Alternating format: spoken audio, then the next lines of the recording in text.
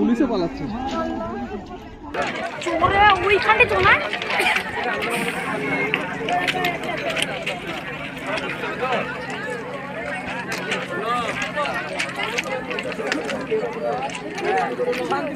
যে ছেলেটা মরে গেল তার দায় কে নেবে?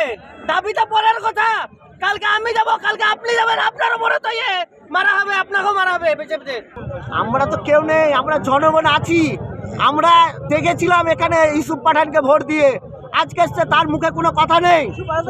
ইউসুফ পাঠান আজকে নেই, এত বড় ঘটনা এখানে এখনো এমএলএ কোনো পাত্তা নেই।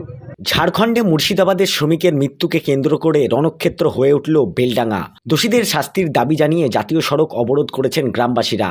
অবরোধ করা হয়েছে বেলডাঙ্গা স্টেশনও। তৃণমূল বিজেপি উভয়ের বিরুদ্ধে ক্ষোভ উগড়ে দিয়েছেন বিক্ষোভকারীরা। ঘটনাস্থলে রয়েছে বিশাল পুলিশ বাহিনী। আই কার্ড দেখাতে বলা হয়, আই কার্ডে মুর্শিদাবাদ ঠিকানা থাকার কারণে তাকে আজকে মুসলিম বলে পিটিয়ে হত্যা করা হল। মুসলিম বলে নয়, যেখানে পশ্চিমবাংলার মুর্শিদাবাদের বাইরে কাজে যাচ্ছে, মুর্শিদাবাদ নাম শুনলে তাদের অ্যালার্জি হচ্ছে। কেননা আমরা এই ভারতবর্ষের মাটির নাগরিক নয়। পশ্চিমবাংলা কি ভারতের ভূগর্ভ নয়? মুর্শিদাবাদ কি ভারতের অঙ্গন নয়?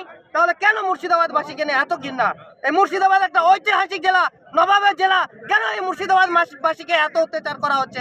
এর জন্য দায়ী আবু তাহের খান এবং যারা শাসক দলের এমএলএ আছে তারা যদি আজকে মুখ খুলতো তাহলে এরকম বিশৃঙ্খলা। অবরোধ কতক্ষণ চলবে? এই অবরোধ আমাদের অবরোধ এই তো সবে শুরু।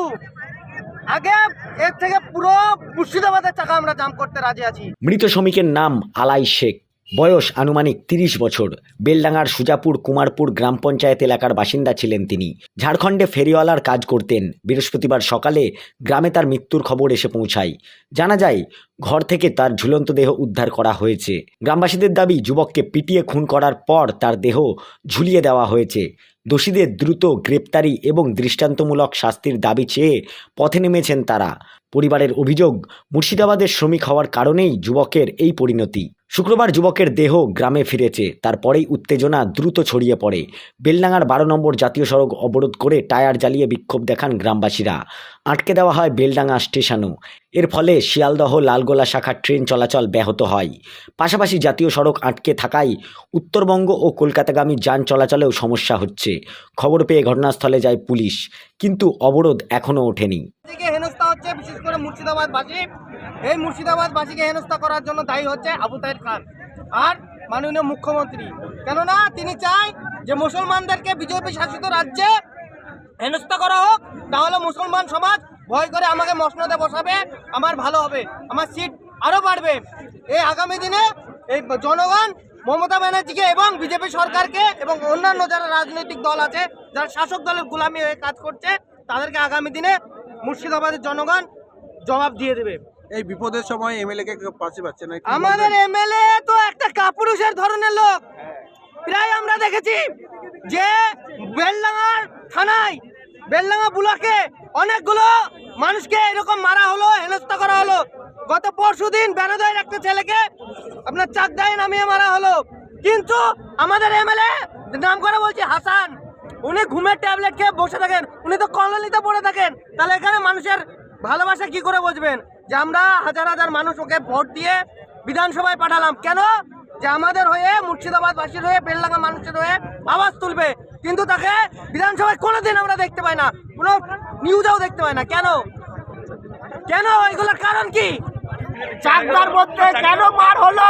মুখ্যমন্ত্রী আপনি জবাব দেবেন না? আপনি আমাদের জবাব দেবেন না? চাকদার মধ্যে কেন আমরা বিপদে থাকবো? আমরা দেশে আমি সুরক্ষিত নই? আমি কেন আমার দেশে আমি বাস করছি স্বাধীন দেশে, কেন আমরা সুরক্ষিত? আপনি এইগুলো দেখতে পাচ্ছেন না?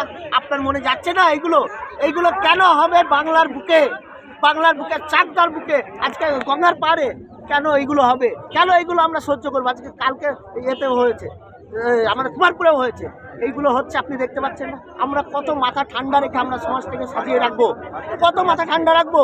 আমার বাড়ির পাশে মারছে, আপনি এইগুলো দেখতে পাচ্ছেন না? এইগুলো আপনি আগের থেকে যদি ব্যবস্থা নিতেন। শুভেন্দু অধিকারী অধিকার দিচ্ছেন আপনি শুভেন্দু অধিকারীকে পুশ করছেন, এটা বোঝা যাচ্ছে। বাংলার আপনারা যেটা চাইছেন সেটা বাংলার মানুষ কখনোই করবে না।